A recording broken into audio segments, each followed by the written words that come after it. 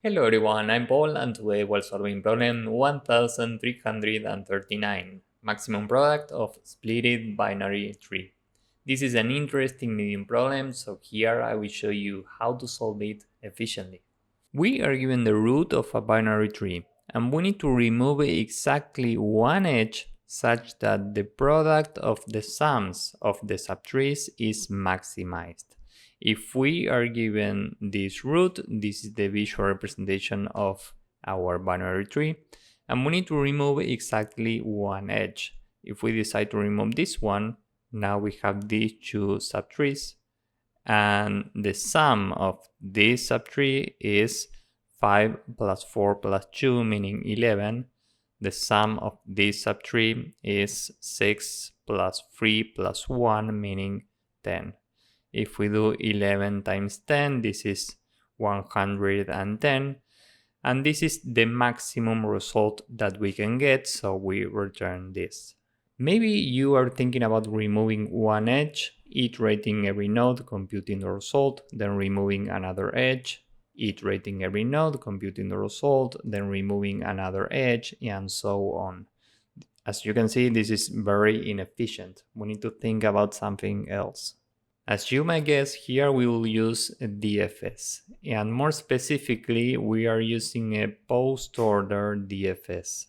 In case you know how post-order works, let's say that we are drawing a line from top left corner to top right corner of this tree. We are surrounding this tree, and we are visiting every node that we can touch from the right side. So first we visit this one, then we visit this one. Then we visit this one, then we continue, then we can touch this one from the right side, then we can touch this one, then this one, that's it. So in post order we go from the leaves to the root. Then we are here, then we are here, then we are here. So we are running two post order DFS here. For the first one, we want to store the total sum of the binary tree. This is initially 0. And first we iterate these leaves. So the total sum up to this point is 4. And here it's 5. Next we are here. So we take 4 plus 5, 9 plus the current value 11. So the result up to this point is 11. Next we are here. The total sum up to this point is 6. Next we are here. The total sum is 6 plus 3, meaning 9. Finally, we are here, and the total sum is 11 plus 9, 20 plus 1, 21. So, after the first post-order DFS, the total sum is 21. And now we are running basically the same post-order DFS, but we are checking what if we remove each edge. So first we are here. Here we have no children, so we continue with the next node. Next we are here, we don't have any children either, so we continue. Next we are here, and now we have 2 children. So what if we decide to remove this edge? Well, we're keeping track of the sum of the left and right subtrees. We know that the sum of the left subtree is 4. So we do 4 times, and now the question is, what is the sum of the remaining subtree? Well, here we have the total sum of this entire tree, so we can take the total sum, 21, and subtract the sum of this left subtree, meaning 4. And 21 minus 4 is 17. 17 times 4 is 68. This is the maximum result that we've seen so far, so the result right now is 68. This means that if we decide to remove this edge, we get this result. Now we are still standing at this node, so what if we decide to remove this edge instead? Well, here we know that the sum of this right subtree is 5, and this times the total sum, 21 minus what we have here, 5, is 80. And the maximum between 80 and 68 is 80, so now the result is 80. Now we are here. We don't have any children, so we continue. Next we are here and we are checking what if we remove this edge. We know that the sum of this sub 3 is 6 and this times 21 minus what we have here, 6.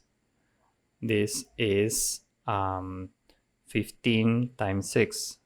The result here is 90 and the maximum between 90 and 80 is 90, so now this is the result. And just to be clear, this is the sum of this sub 3 and this is the sum of the remaining sub 3. Okay, so in this scenario, if we decide to remove this edge, we get 90. This is the maximum result that we've seen so far. Finally, we are here. So what if we remove this edge? Well, we know that the sum of this sub 3 is right here, it's 11. And the sum of the remaining sub 3 is 21, meaning the total sum minus what we have here, 11. And this is 11 times 10, which is 110. This is greater than 90, so now the result is 110. Now we are still here, so what if we decide to remove this edge instead? Well, the sum of this sub 3 is right here, it's 9. And this times the sum of this sub 3, meaning 21 minus 9, this is 12 times 9. 108. And given that this is smaller than 110, we keep this in the result. Now we have already iterated every node in the tree, so finally we can return 110. And by doing this, now we are solving the problem with only 2 DFS. So now with this in mind, let's go with the code.